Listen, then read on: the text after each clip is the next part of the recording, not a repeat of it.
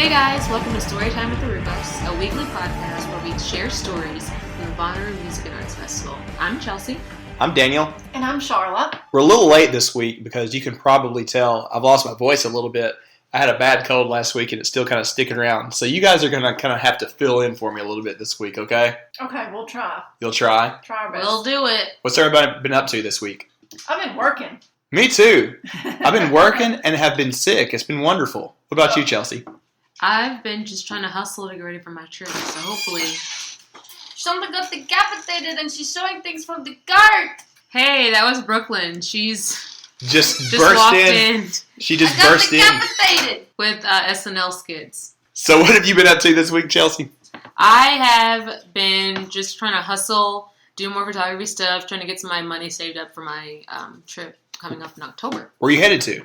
We are going, me and my friend Dylan, we are going to Utah. We're going to Arches National Park. I'm going to camp there for a couple of days. We're going to camp in Yosemite. How does Brooklyn know and not me?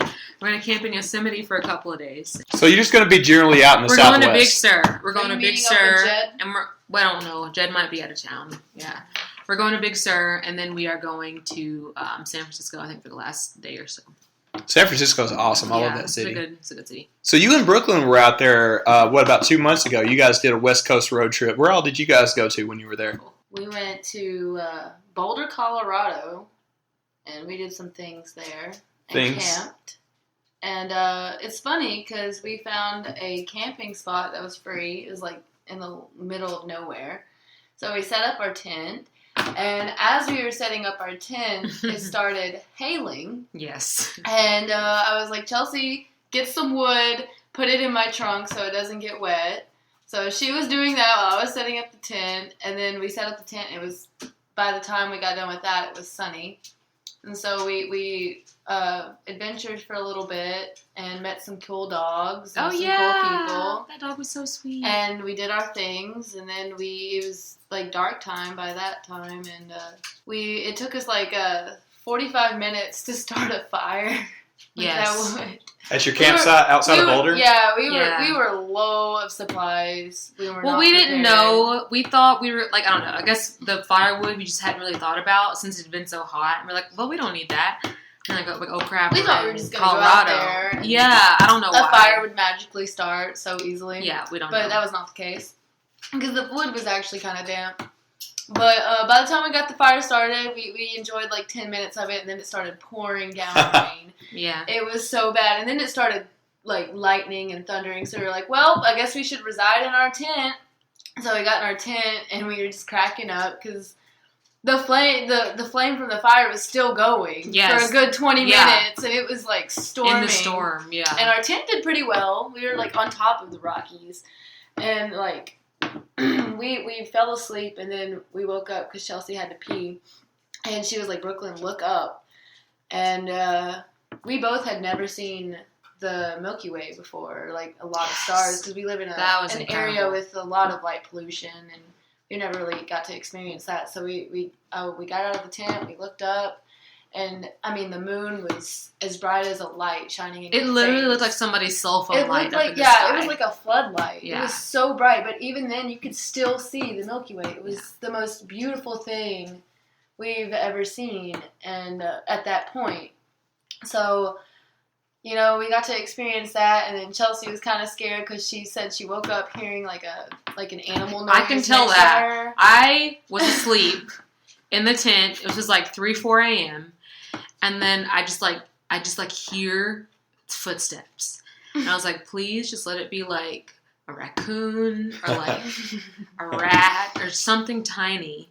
And then I hear like, next to my, like right and I was next dead to the asleep tent. for And this. Brooklyn I was didn't out. hear shit. And so I just became a stone. It's like, maybe if I don't move, they'll just walk away. And I didn't open the tent until I saw light again. So I just waited until light. We woke up pretty early. Yeah. It was like 5 a.m. and it was just like the most beautiful morning. We got to wake up to the mountains. Nice. We went down. And that hot cocoa with the... Dude, yes! We went and got some coffee and some cocoa from this like real hipster joint, which every joint The marshmallows were hipster. handmade. I have never had a handmade... It was like a big, It was giant-ass square marshmallow. I didn't know you could get that. I didn't either. And I got it, and I was like, oh my God. So that was like the best day ever because we woke up in Boulder. We packed our stuff up. We went down to the town, got us that hot cocoa and that coffee, and then we set sail for Utah. I tell you, I cried. It was so beautiful because we were like, we're dramatic people, so we were listening to the Westworld soundtrack. Because like you could see like the mountains, the green mountains turning into like red mountains, and you could see desert, and it was just like once you get to that crossing point into Utah where the Utah sign is. I got one question for you. So, if we had some fellow Bonnaroovians headed out to Boulder, what would you recommend to them there?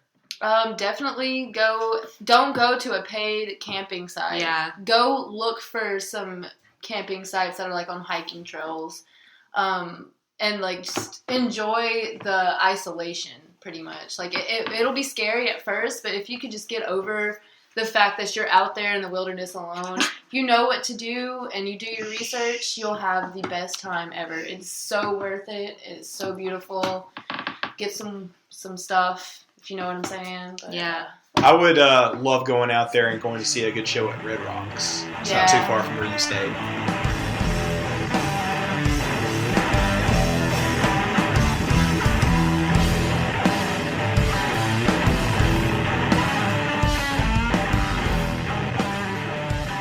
So I tell you guys, let's get to some actual Bonnaroo stuff. Charlotte, we had a really good story from our friend Allie Daniel. We've met her a couple of times at the farm. Great. This will go along with what we'll talk about in a few moments, but I asked this week for stories about people finding their favorite new artists on the farm. That's happened for us a lot. Like for me, one of my favorite new artists that I learned about was Pond.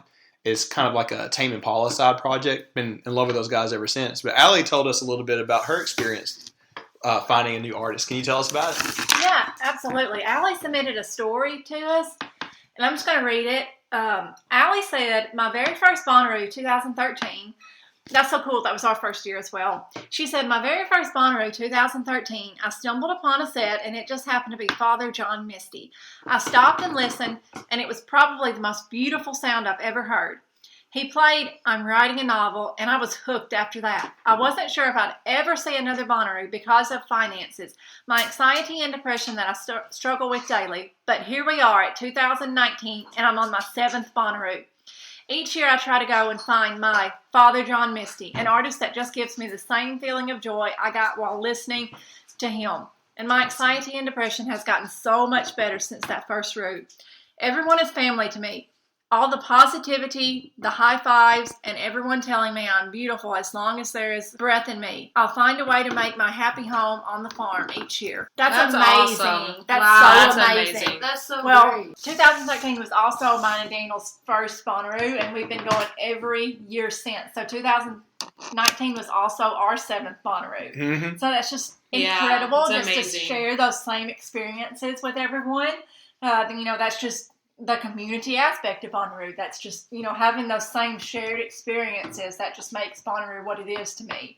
2013 was kind of like a nexus of the universe because I have talked to so many different Bonnaroovians where that was their first year because of Paul McCartney playing that year. That has been the case for so many people. Like that was their first year and they've gone every year since. Have not missed a year since.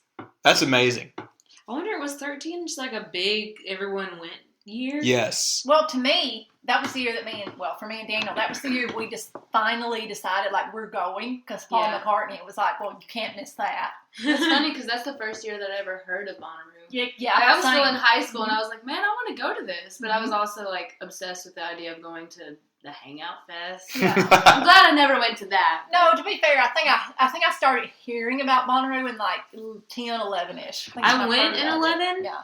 Unfortunately, I skipped 12 because someone told me they were going to have a ticket, and they had a ticket, but I couldn't go because I couldn't get off work.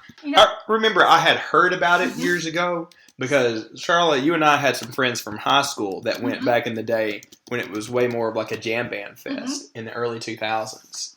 And at that time, I was like, I'd like to go. It's kind of out in the middle of nowhere in Tennessee. I don't know if I could camp that many days. And remember, you and I thought that in like 12, 13 when we first started going. Yeah, I was like, camping? What? No. Yeah. Yeah. Like, I was one of, not to be that guy, but I was one of them. I was like, campy and gross. Ew. Yeah.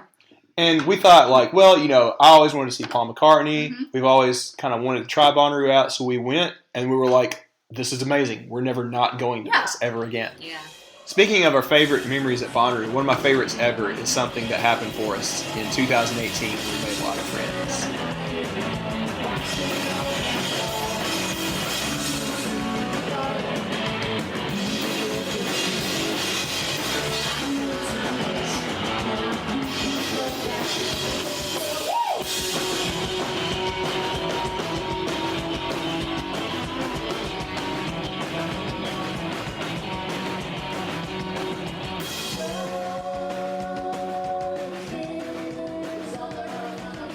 So it was 2018 when we had kind of a legendary event at the Roo Bus, the Repeat show, the Wednesday before Bonnaroo. And that's kind of like our story this week. Yeah.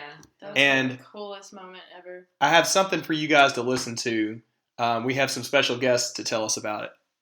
Hey, it's Jared. And Kristen. And we're in Repeat. And we're just telling you a little bit about our time playing for the Roo Bus. It was one of the more magical, memorable experiences for us, not only at Bonnaroo, but just as a band, I think, like, in my whole career, really. Yeah, we didn't know at all what to expect. We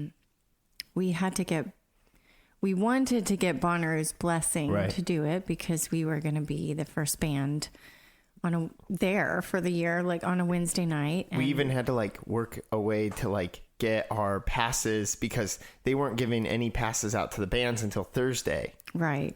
So we were the first to play and the first to get artist passes. Yeah. So we kind of got their blessing. And from there, we didn't know what to expect, but we went into just Bonnaroo, generally speaking, as yes people. So it became a yes, and it was. Yeah, and the party remember it forever. Right, and the party itself was something just like you couldn't even make it up. It was like a ton of people, and it was this wild experience, and it reminded me of like the house parties we used to throw back in the day in East Nashville. So it was just like rowdy and wild, and anything goes, and we were ready to just roll with the punches. And you know, I think like half the band set up in the grass. And you could barely see us, but it was just, the energy was palpable, and I think it just was a really just special moment for us and for Bonnaroo and for everybody there early.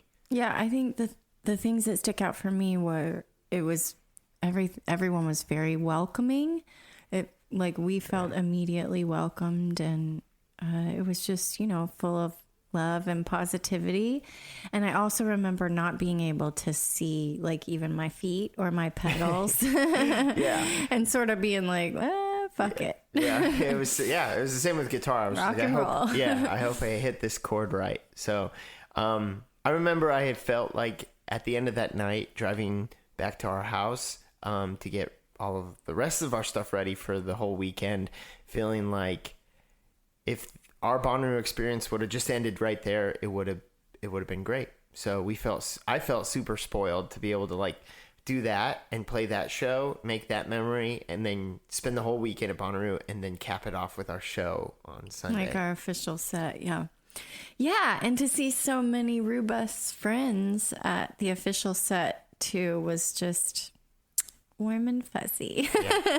So thank you for having us, and maybe we'll pop up and do something in a secret surprise way someday down the road.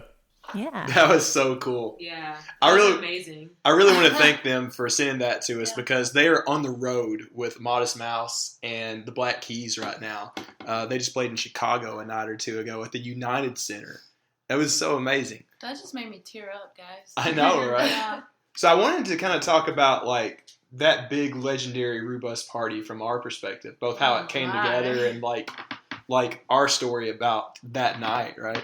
So it was back in like February of that year. I started talking to Kevin from Camp Red Roo. They wanted to work with the bus, and I wanted to work with them and throw together kind of like a joint party between the two of us and collaborate on it, right? they knew that it was tough to do things on a Wednesday for them because they still have people rolling in on Wednesday afternoon and Wednesday night into group camp. So I said, well, you know what? Let's just host it at the bus. We're kind of like a short walk down the road, or at least a short walk by Bonnaroo standards, down that little road into the general admission RV camping area, right? It takes only about 10 or 15 minutes to walk over there. We made that walk like 2 or 3 times this past year. Shout out to Mitchell for hooking us up with a drink at the Monkey Bar, by the way. That was a fun day. His name is Dave. Dave is the bartender at the Monkey Bar. He's the greatest guy. He's just so down to earth. He is one of the best Bonnaroo personalities. Like, you come in there to the Monkey Bar in Camp Red Roo, and he's just like always so happy to see everybody. He's happy to give you a drink and mess you up too. But back to the story. Yeah, back to the story. So I talked with Kevin, and we looped in our good buddy Jay, who goes as the Bonnarooster year-round on Facebook and Instagram and stuff like that. He does some really good work with the Bonnaroo community as well. And we all talk like, well, what can we do? We talked originally about getting some DJs to come play on top of the bus or next to the bus. And we thought, that's great. Everybody does that. Let's see if we can get like a live band. So it was Jason, who has worked with Camp Red Roo, that started putting out some feelers to a lot of the bands that were on the lineup that year in 2018. I remember, must have been February, March, or April, he wrote to us all in a group chat, said, hey, I've got this band called Repeat Repeat out of Nashville that says they will play. Said they weren't charging. They just loved Bonnaroo. They were happy to be there. They wanted to come make new friends and play a show. They said that it sounded cool that they were going to be able to play like kind of like a house show at a hippie bus, right?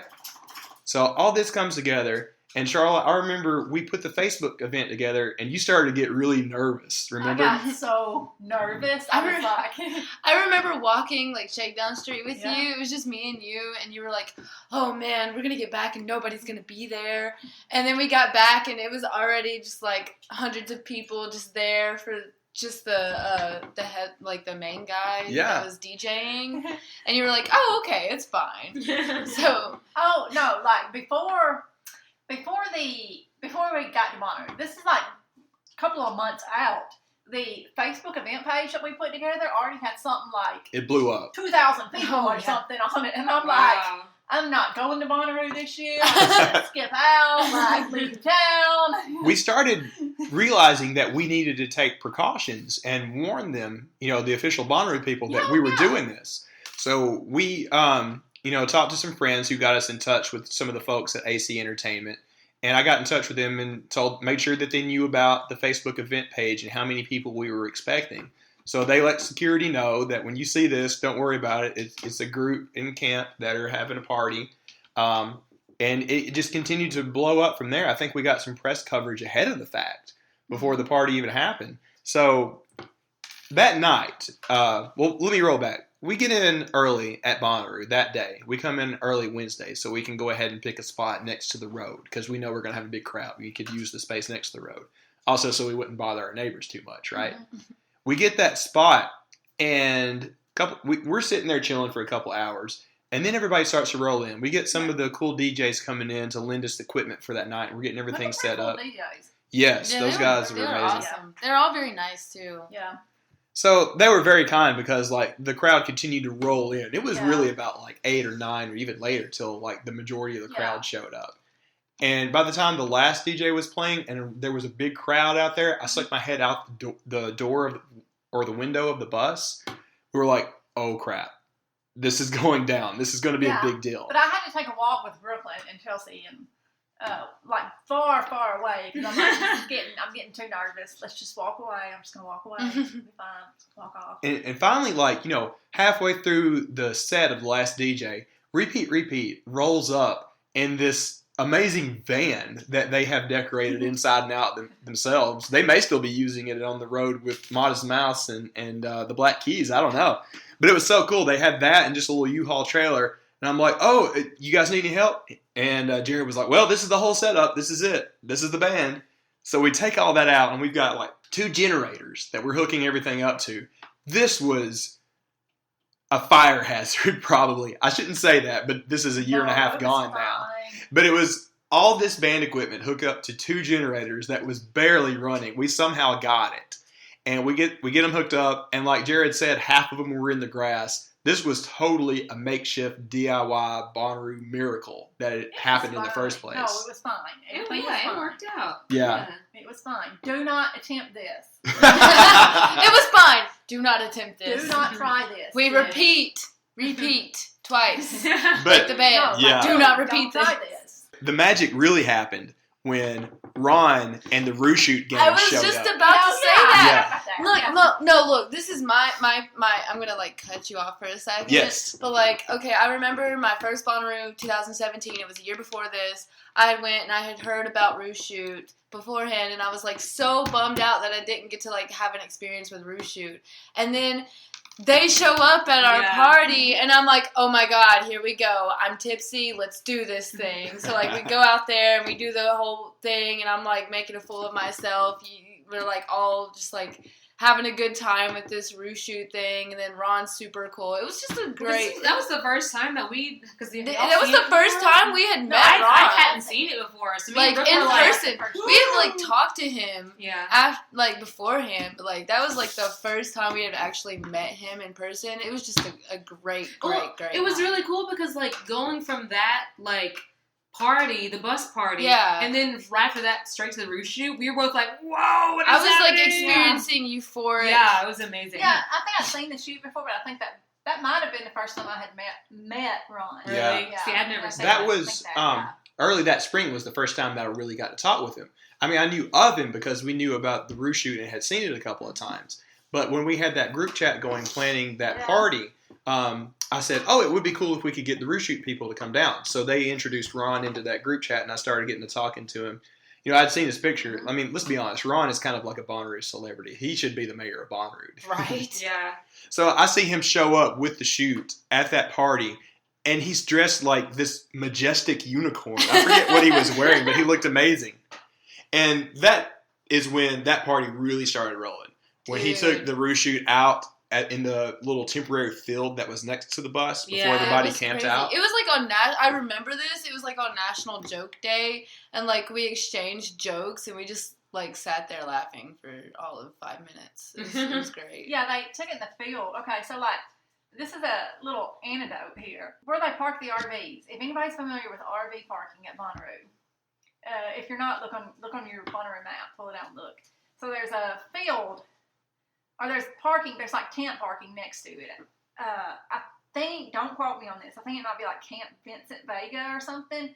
They park those there when, they park the cars there. Well, at least the past couple of years I've been. They start parking the cars there Wednesday night. So we always take it easy Wednesday night at Bonnaroo. For the past 2 or 3 years, we parked our RV in the RV parking Wednesday night. We go to bed at like midnight, 1 a.m. We wake up Wednesday morning. We go to bed like midnight, 1 a.m. That field is completely empty. Yeah. We wake up Thursday morning and it's completely full. Yeah. It's like the coolest thing to see. It's almost magical because really is. I always get on top of the bus Wednesday night before we go to bed just to look at the big empty field that's in the regular tent parking. And then as soon as I get up Thursday morning, I get up there and it's completely filled. It's completely full, yeah. That's such a cool sight. We always make a little tradition to do that every year. But back to the story. Yeah. So, like, after we're playing with the Roo Shoot and having a good time with them and doing the whole routine where you go under the Roo Shoot and everything, we come back and repeat, and the other guys with the crew have set up all their equipment. Me and you invited Kristen and Jared in for a drink, remember? They were, like, in and out of the bus, yeah. They, like, chilled with us for a solid 30 minutes. It was pretty lit. I will be honest, I was a little nervous because I was like, oh, these are Bonnaroo artists. I'm like, they're probably going to be too cool for us, or this is going to be like kind of weird, like they're just going to be in and out or whatever. They were the most down-to-earth, most genuine, sweetest people, and they became like instantly some of our best friends. Like, I'm going to start choking up because it's so cool. The thing that had me kind of choked up was like they became really good friends, and we kept in touch with them. And it was a couple of months ago when it was first announced that they were going on this big arena tour. I just like, that was the happiest I've ever been for people that we know. Yeah, it's amazing. They're like the coolest people. Well, it's also because like they have worked their tails off to be where they are. And they are still like the most genuine, most friendly people. But the show that night was mind-blowing. Do you guys remember that? Great. Yeah. It was so good. I took so many Snapchats. I just remember just him jumping into people's arms, like playing guitar. Yes. God. And I was like, oh my god, yes! I just, like, I don't know, the energy there was just He amazing. got on top of the bus. Yeah. Yeah. He was playing a solo and somehow managed to get on top of the hood, then on top of the bus. And people that are listening to this, I don't know if you've hung out with us at the bus when we're at Bonnaroo. It's not exactly easy to climb up there. At all, Yeah, yeah. let people on the bus. Especially with equipment. Yeah, you usually have to have somebody, help you up, like prop your foot up to climb up on top of the roof. It's easier to get up than it is down. Yeah, and he did both Yeah. while he's playing a guitar solo. That was the most badass rock and roll thing I've ever seen in my life. Do y'all remember that chick that got on top of the roof with the hula hoop and she was doing the Yes. flow stuff? Like, she was dope. Okay, Yeah. she was real cool. She was doing all of that stuff on the hood. I was like, kind of having anxiety. I was like, please don't fall, please don't fall, please don't. But she didn't fall. So it was just a really cool addition to the. It just felt right. We were worried to death that somebody was going to get really hurt or something crazy was going to happen because we had such a big crowd. The worst thing that happened is my little $15 disco light got destroyed.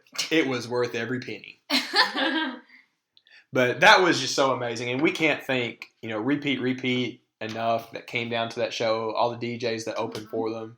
So 2019 comes around. And so we tried the same thing again this year. Yeah. So we don't have a band. Obviously, we just can't top it this year. Sorry, nothing's gonna top. Repeat. But we do get some cool DJs, some bomb DJs. Bomb DJs. You're showing that me and you are from the 90s. Oh yeah. So what I was thinking about? Bomb Dee No, That's it. no, excuse me. I was channeling Lizzo. Oh, okay. Hey. Hey. With the bomb lighting. But what about Oh, it? Tell us yeah, about yeah. this year. So we have some really good DJs, except they're still in line at the Hillsboro exit. Yeah. This It year. took them like 24 hours. They're literally still in line To at get the in. Hillsboro exit. Right to this day. Till this I mean, day, that they are wouldn't in line surprise at the me. Hillsboro exit. They were just like Right. Do you think they can make it in time? for Take exit the one. 111. Tweet us if you think they can make it in time to play the Wednesday night party. Even though serious. we weren't able to do that this year, we still had a good time because we had some speakers on loan from Camp Yeah. Red Roo because we thought we were going to do something. I thought We you had a like couple of people show up. We made Yeah. some friends. I thought you We meant still made some friends. It speakers. wasn't all bad. We did. We made Oh yeah, we had TED Talks at the bus TED this year. Talks. Yeah. Ted, No, we had I big was ass. too drunk to remember this, so I don't know. I was just drowning out my sorrows. We did have like 4 or 5 DJs lined up, and they truly were in line and just never made Yeah. it. So maybe 2020 will be better. I don't know what we'll have planned, but we'll try to. It will be nearly impossible to top the repeat show. I don't Somebody think hook anything us can. up. We trying to book Billie Eilish for this year. Oh, I'm gonna. Yeah. Oh my god. I'm You know gonna. what's sad? She can't play Just Bonnaroo. 2 years ago, she probably would have been able to come to the Oh, bus. dude, I know, right? Because it's crazy how quick. I'm gonna tell you right now. My goal that would make me so happy. I want Cherub to play on top of the bus. That would be cool. I want those two guys to throw Weren't they down a party. supposed to do it? Oh well, I don't want to say too Every much year, on the every podcast, year. but we had a Say, line with them. so and so's playing the room. Yeah. They couldn't Oh, this. Steven Tyler's coming! Oh, they couldn't this year because they went to Bangkok. Been there, done that. No, that actually is true. They were in Thailand during Roo this year. I know. Otherwise, that's why they get a pass.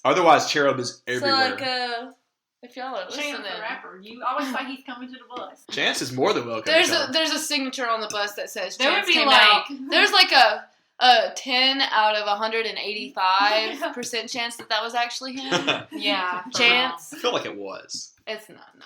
I feel like if he actually came, I would just be so scared because people would start getting trampled. I feel like if he actually came to the bus, there'd be like, I know, like what? Wait, so He's okay, camping. my target wish list band is Cherub. Who would you guys like to see Who play would the I bus? like? Rainbow Yes. King Surprise. Ooh yeah. Yes. Or okay, who would I like? And they're like not. They're like in a good category. They can't, like, I remember my first year, I was obsessed. God, that'd be so much I'm fun. still obsessed with them, but like that's when I like discovered them on the Bonnaroo lineup of Oh, well, 2017. you could have told that story. That's what this whole thing was about. Well, okay. I discovered Rainbow Kitten Surprise on the Bonnaroo lineup of 2017. I went there and I was like decked out in like rainbow stuff and like cat ears, and I had Ricky the cat totem, and I like some people gave us like a Rainbow Kitten Surprise Pokemon card afterwards. I That's still cool. have it. Anyways. Yeah, I found out that they were like just randomly camping in like Pod 6 that year. Apparently they do that every year. Apparently, like they just like come. I've heard that. They come and they camp and they just it's chill. normal. I mean, that sounds like them. Yeah. So I mean, like, come play our show if you're listening, Sam Malone. Like, I'm serious. I love you. I love how some artists do that. Like Chance just camps out when he comes down. Oh, I got it. New Respects. Oh, yeah. That would be cool. They're from Nashville. They're from Nashville. That would be very perfect. Yeah. That would be easy because they're a 3-piece. Yep. The Daily Fair. What? They're very have beautiful voices. But Yes. they're very like sad. Just any band that we Well, found yeah, at 5 that's- Spot. I want like a Nashville. more pumpity. More you know. pumpity, yeah. We have to have a party. Oh my God, y'all! What? We're completely forgetting about the Blam Blams. Okay, wait. You Can guys we have to please? tell them who the Blam Blams are. Okay, So, yeah. cool. Can I do this? Can I do this? Okay. Yeah, Well, let me and Chelsea Charlotte do can it. both. Let Chelsea do it. Okay. Me and Dan, Charla, and Brooke, we all went to Nashville just to do whatever, just to go for a Bonnaroo, like a little fun little Bonnaroo meetup. And they're like, okay, let's do something in Nashville. Brooke and Dan passed out, went to the car, and me and Charlotte were like, you know what, this band seems kind of cool, the Blend Loves. Let's just stick around for them. And so they come on, and they are the most amazing, extravagant, like, I don't know, glitter everywhere, Glam rock. mix, but it's like a mix of everything. It's like a mix of Queen, LCD Sound rock. System, Elton John, Bowie. like Bowie, like all of it, Glam and like. rock. But still, it's all of it, and the guy's voice is incredible. Like, he literally has all of that. And then, like, on, like, during Pride Month, they came Yes. to the Lumberyard. Yes. And Here me in and Huntsville. Daniel were like, hey, Huntsville. we literally slept on them. So, like, let's go to this. So we all Literally. went and enjoyed this Pride event. And, like, literally, we were like, everybody had left because they came on, like, pretty late. So Yeah. we were like, It wasn't that late. It was like 10.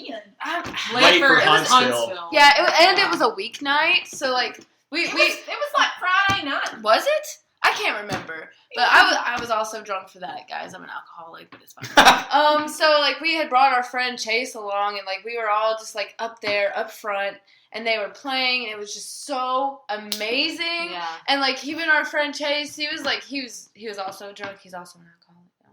But he was like just dancing and having a great time, and it takes a lot for that guy to cut loose. So like then everybody was like, play one more song, and then he played that Queen song, you know, Somebody My to Love. Oh my gosh, His voice is blown- incredible. I was blown away. And then Yeah. Chase walked up to him, and he was like, hey, we have a giant blue hippie bus. Why don't you come hang out with us? And he was going to come and hang out with us, but he had to leave.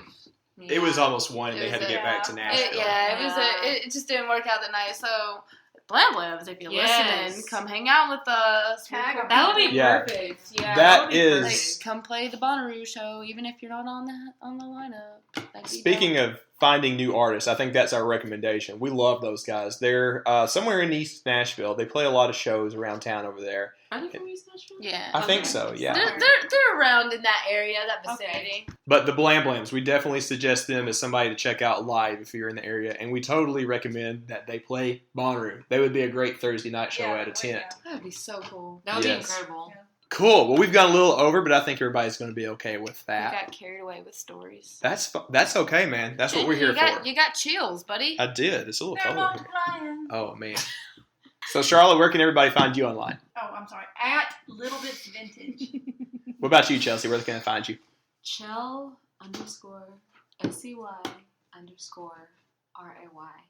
It's just Chelsea Ray with underscores where the syllable should be. I know it's lame. I haven't No, it's not changed lame. it. It's complex. I haven't changed it in like 15 years, but it's fine. Hey, I haven't changed mine either. What about you? Ginger _ marbles. Because I'm redheaded and I've lost my marbles. We all know this. We know this. But it's fine. And you can find me at Daniel Horton on Instagram. All right, guys, this was fun this week. I think next week we're going to bring our buddy Brandon in to tell about a really sticky situation that he had back in 2016. All right, so with that, we'll end it for this week. Get out there and radiate positivity.